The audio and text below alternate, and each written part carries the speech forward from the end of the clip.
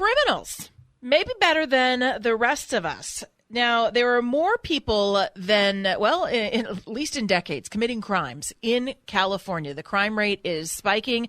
The murder rate in Los Angeles County alone reached 300 over the weekend, and that's the highest in a decade or so. But there is something that criminals are doing and maybe doing better than us law-abiding citizens. They're role models. Any guesses? Is it the mask, Jennifer? Does it relate?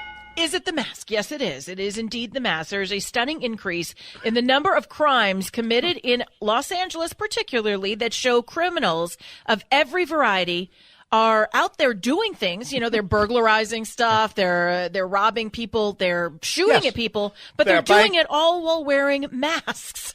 So they're sort of, Your Honor, if we can. Eric Garcetti. I think we should throw out the charges because my client, yes, he's a bank robber, a street mugger, and a petty thief. But, Your Honor, in these days of a pandemic, my client was wearing a mask.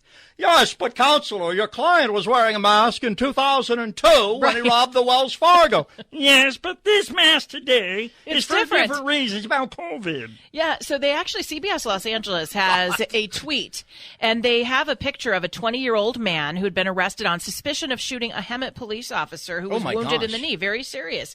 Police say the handgun was recovered from his vehicle. They post a link to the picture of this guy, his mugshot. Right. And in the mugshot, the guy is sitting there, before the camera, and he's got his mask pulled down so that people can see his face. He's wearing the mask.